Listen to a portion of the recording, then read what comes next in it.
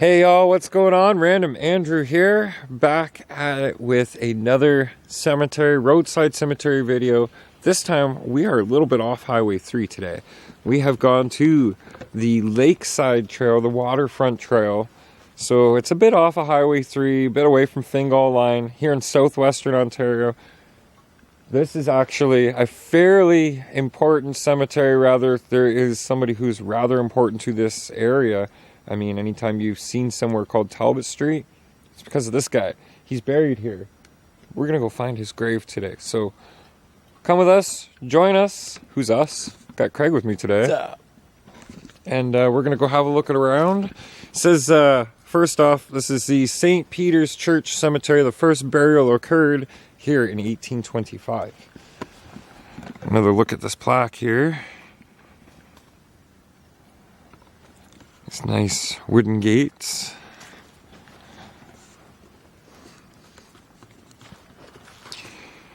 And logically speaking, I guess we will start at the front today. Have a look.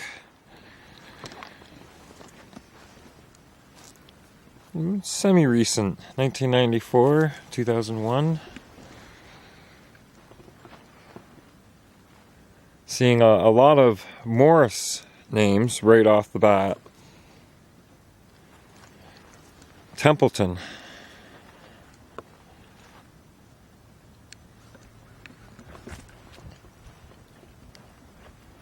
Giant Morris one here for all of these separate Morris plaques in the ground here. 1866 to 1939, 1936, 1966. Oh, plot. Yeah, that's a family plot. And there's the Griffiths. One of the things I like seeing in these cemeteries are the decorative angels and little statues people leave behind. Not just the statue themselves, but you can kind of get a guess for how long things have been here. This one's actually pulling apart slowly. Strathroy Monuments. Strathroy, Ontario. This is Craig looking. In a previous video you guys would have seen, I mentioned about how back at a certain point there wasn't a lot of these headstone makers, so it was hard to find variety before a certain date. Yeah, for sure. Dilnut, William Chris Dilnut, 1896 to 1961. Skunks have been out here digging up grubs. Look at the size of this one right here. Can you imagine how that chap probably weighs? Wow, that's about a ton right there.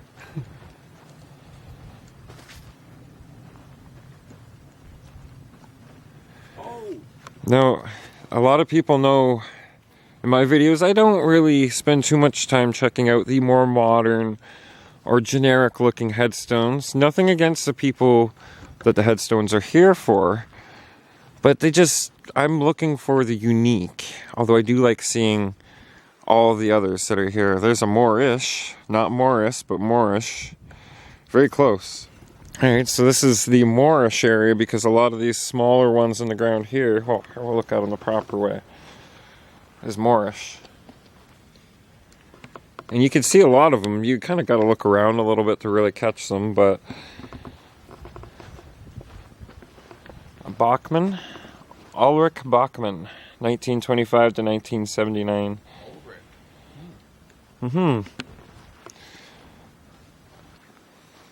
Emma Jane Graham, 1869 to 1948. Another green back there.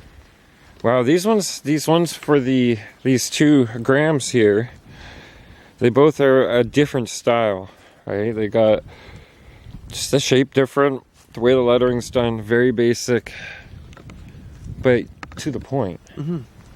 All right, so we got Pierce. This would be a Pierce family plot: mom, father, mother, dad, William, and Pierce. Ooh, look at this. Hang on a sec. Wow. Leave a light on. Oh yeah, little solar lanterns. Now this cemetery looks like it's fairly well maintained compared to some of the roadside ones that we've attended. Yeah, a lot of the roadside ones just seem to be forgotten. Browning.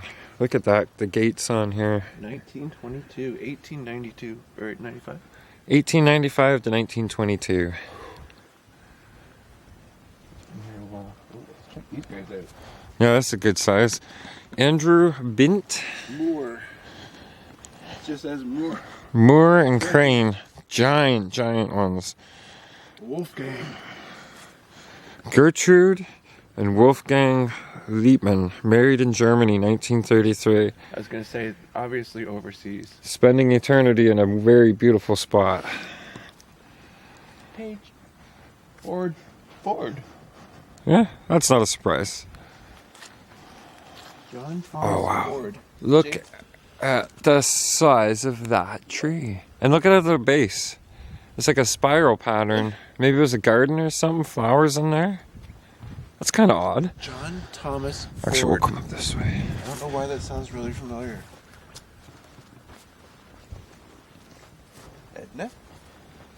Well, this kind of stands out a bit. It's got the sundial. So it would be... What time is it? Glenfield. Well, you know, you'd have to come on this side of it. It's not facing north either. Oh, yeah, it is. Yeah, it is. It's just a little bit after 1. Yep. Cool. Let's see exactly what time it is. 12:15. Daylight savings time. Right? Yep. The sun doesn't lie. It'll let you know. 1894 to 1974. 1863 to 1949, I do believe. And the way the weathering happens on a lot of this, it's not something that can be replicated. You know, this is, you have to be out here this whole time to get that kind of weathering. Yeah, that one kind of stands out a little bit. There's a Bobbiera over there too. That's a little cherub on top. We have people coming. Yeah. Oh, look at this. That's really pretty. That's another Bobbier. Yeah.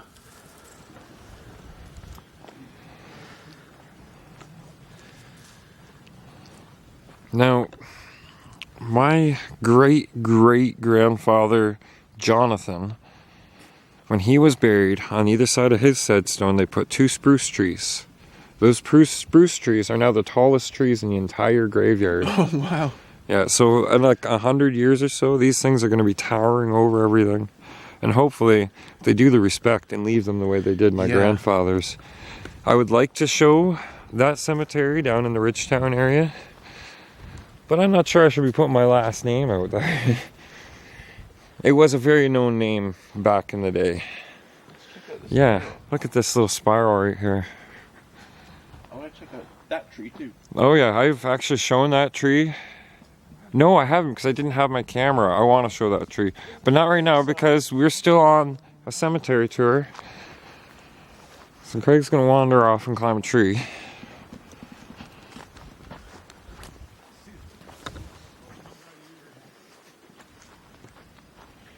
Ailing. You don't really hear that last. I've never heard that last name.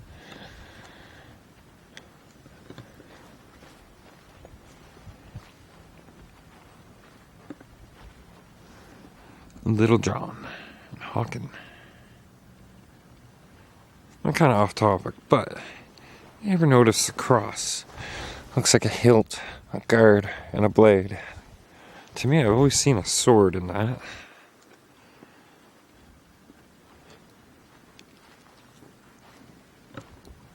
Alright then, we are going to continue over to this big guy over here. Because it is cold, and I know this battery isn't going to last us forever. And stick around to the end of the video, because there's some things, other things I want to film and tack on to the end of this video.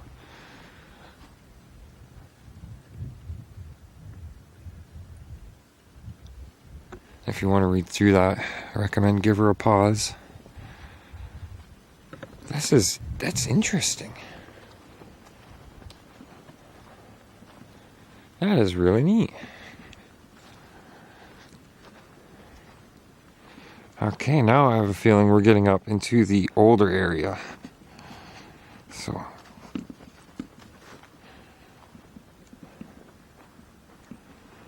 I guess we'll start on this side and just work our way over some older crane graves.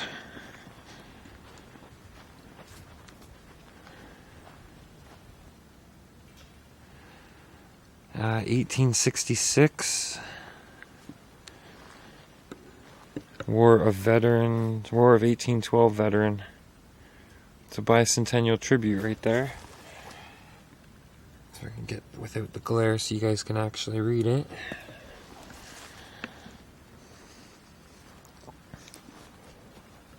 So I'm guessing Crane and McVigar,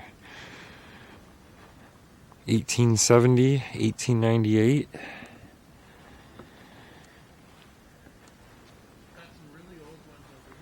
Yeah. Wow, look at these ones.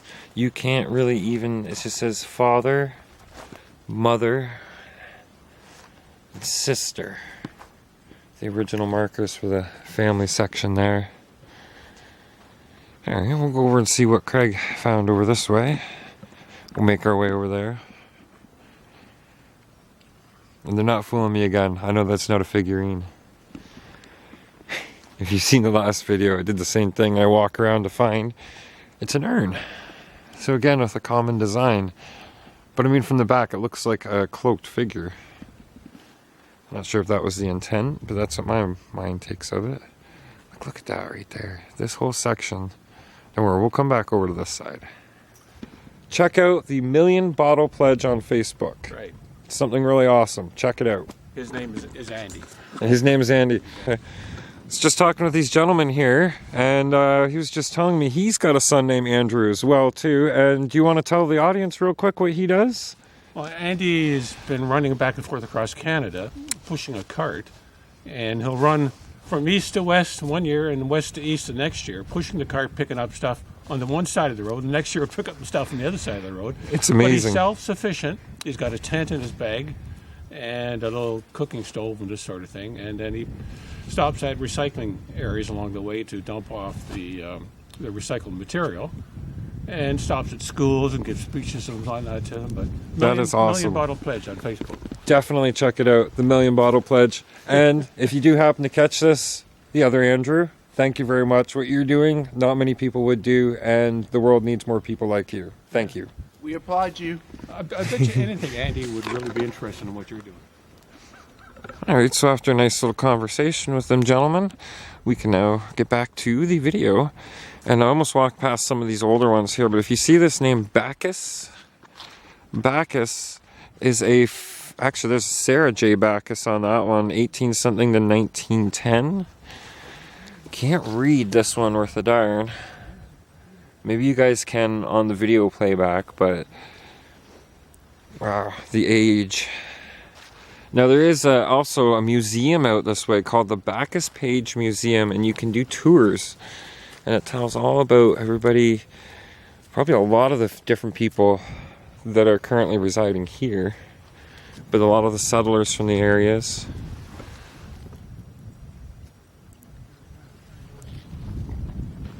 Yeah, this is a really old section right here. Well, if you noticed, I haven't been reading off a lot of dates, because a lot of these dates are they're difficult to see. Wow. Can't even see these.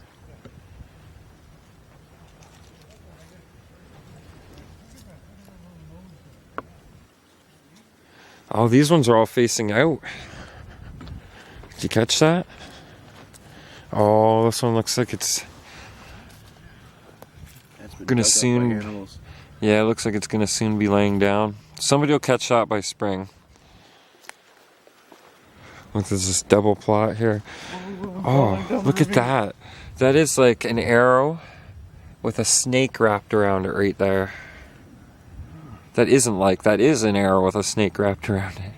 And the dates. Oh, I honestly can't make out the dates.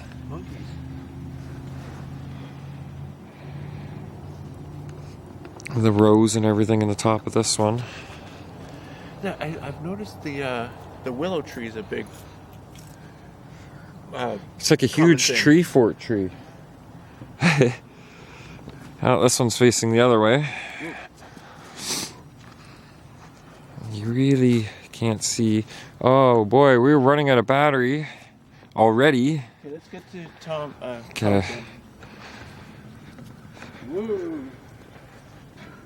Nothing on these older graves, but as much as I would like to sit and show you guys every single one in here, we are running out of battery power. So we're going to make our way over to what is probably the single most important grave, possibly in all of Elgin County. Oh, here's another bicentennial war veterans stamp. You see another one over here, another one over there. So there's a lot of war veterans. Here's another Bacchus grave.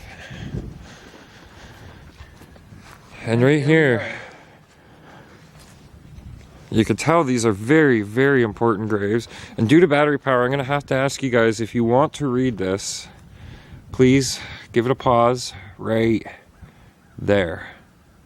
And give it a read, because I won't have the battery power to do it for you. But here we go. Sir Thomas Talbot. Sacred to the memory of the Honorable Thomas Talbot, founder of the Talbot settlement, died 1853, aged 83 years. With a nice little inscription on there. And somebody's left him a shell. And he too has the bicentennial plaque as well. Very awesome. And look at the view they get Who are these people? for eternity. I can't tell. Yeah, honestly, you can't read because there's so much. Even if you did a rubbing. And it's that moss that builds up. But springtime, summertime, that'll all dry out and flake off. The lid's been moved. Yeah, you can tell. It's kind of spooky. And then there's that little one right here. Got the one way back here. We'll just keep recording until the battery goes. I've got one half-arsed battery in my pocket that I'm going to throw in to get the end of the video. That's kind of neat. Just off to the side here. Mother and father. Can't even say or pronounce that. If you can see the spelling, maybe you guys might be able to.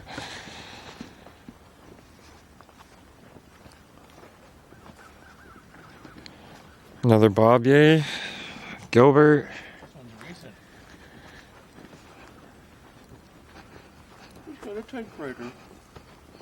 2004. He's probably a writer. Beloved father, grandfather, and great-grandfather. And there's Lake Erie. Yeah, I was just wondering how far we can go back there. Let's follow up the side here.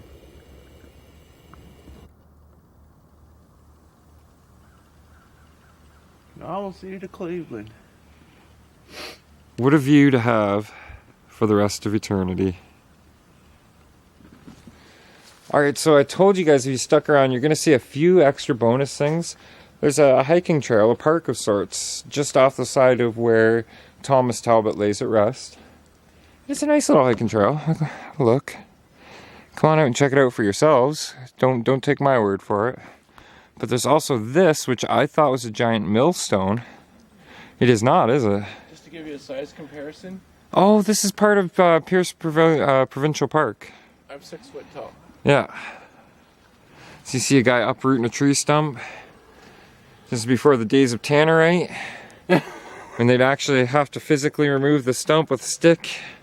Nowadays, we just dig a hole right here and shoot it with some tannerite. Call Terry. Bada boom. It almost looks like Terry. somebody whacked this with something or maybe even Looks like a shot it. shotgun blast. Not a shotgun blast, because then you'd have... Unless it was a slug, yeah. How's the backside look? Is it just empty? Yeah, pretty much. Neat motif. Natural. Turtleback. And then the sides are notched. Actually, kind of like a giant dime. Really, when you think of it. Yeah, somebody whacked that with a slug. Yeah.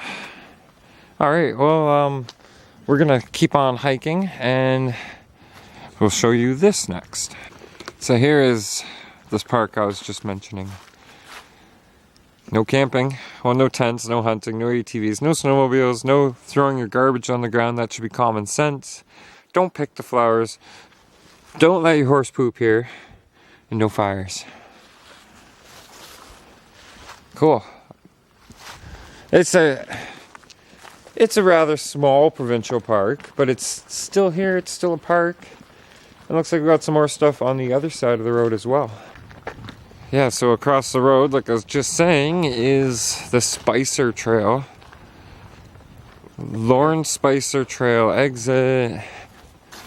I don't know if there's going to be much to really share with you guys, but Craig and I are going to go check it out. If we see something, we'll share it. Let's be careful, it might be a little spicy. Spicy. So far, not a whole heck of a lot to show on the Spicer Trail, but it is really nice looking. Got a quaint little stream runs through it. You can see the trail on the other side. We're gonna keep hiking away and see where it goes. He's up there.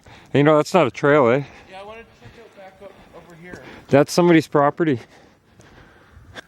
Would you look at that? 6 perfectly spaced fence posts, maybe? There's nothing else around. Odd. Established in the year 1827, here is St. Peter's Anglican Church.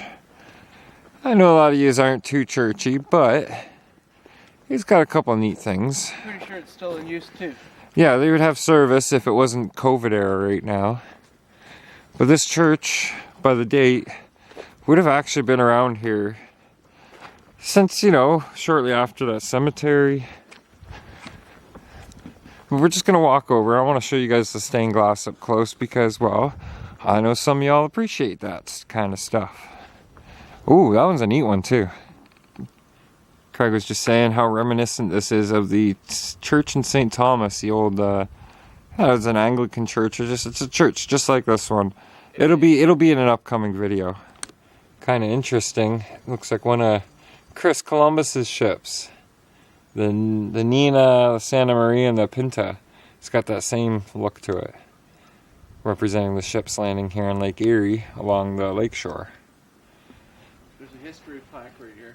Yeah. And then your typical religious themed stained glasses. You really can't see them too well from out here. And then of course, the Sunday school artwork in the lower window. Here's another information plaque again, because the battery issues, if you guys would like to pause it and give it a read through, there's your best chance to do so. Otherwise, curse these batteries. And finally, to bring the video to a close, actually I guess it's not to a close because we got one more place after this, but it sounded cool to say, right? This amazing tree. Look at this, guys.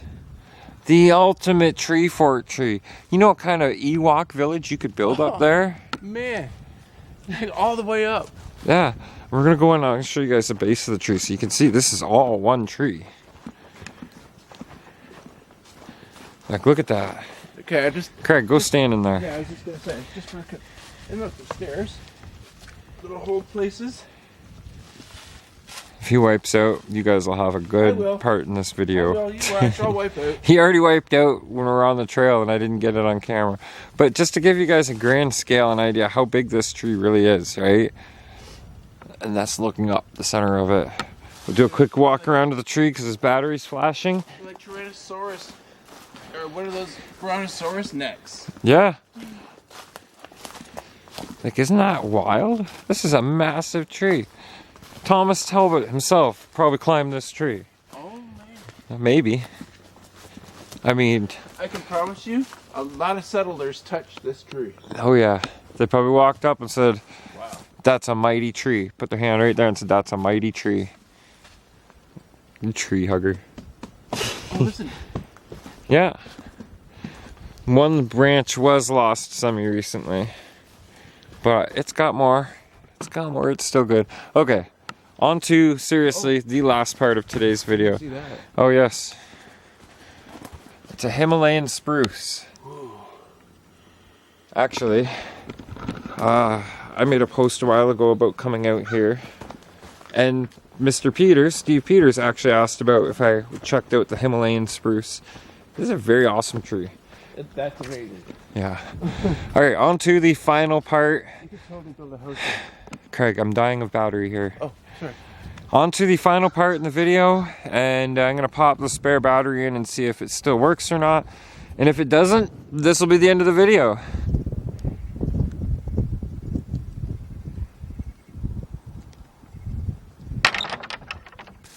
Bonus clip.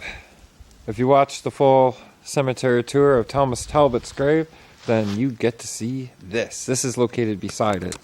We have no idea what it was, but it kind of looks like an old pool house thing at a campground, a change rooms with the screen around that top.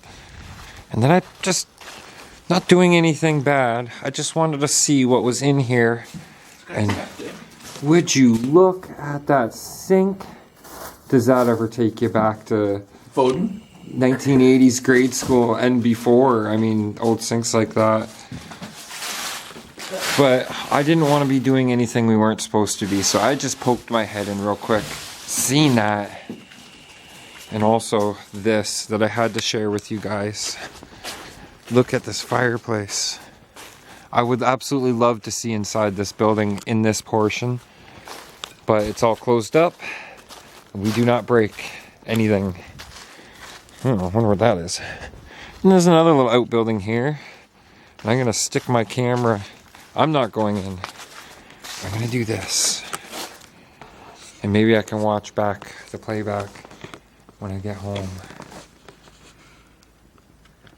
So it turns out there's actual washrooms here, along with that wash sink. Yeah, I'm just going around the outside. Look at that. Hey, check this out. I do believe this was an old change room of sort. Okay, Yep. there's mirrors here. Mirrors, toilet. Probably more there. Toilet. Ironing board over. This was most definitely. I'm running out of battery. Okay. This was most definitely a change room. That almost looks like a little That's a the sound I floatable was hearing. surfboard right there. See? Point it back at that. Yeah, that's a styrofoam surfboard. What is it? This was totally okay. Well, this is a change room for what? It's the power room. It's the utility room. Okay, we're getting the heck out of here because I'm not 100% sure we're supposed to be in here. I don't know if I'm actually going to use any of this next bit of footage or not, but if I do, that's why it's so out of order. But this is too curious to know. This looks like some kind of pool house change room, all the shower rooms and everything in it. It makes you wonder what was here. What did they need to go change for? To go swimming, obviously. The lake? You're not going to get down to the lake from here, I promise you. And more oddly enough, there's a street light right behind. There's a street light over there. Like a city street light out here in the middle of nowhere. Camping. And I wonder, well, there's a trail that goes back, so we're gonna wander. I'm gonna let the battery charge up a little again and record some more as we get through here. Well, let's go look at that. Well, if it is a well, it ain't no more. No, it's probably just a piece for something. But then there's something over here. This great big indent in the ground, like a crater. And this property is right next to the cemetery. There's Thomas Talbot right there. Oh, right there.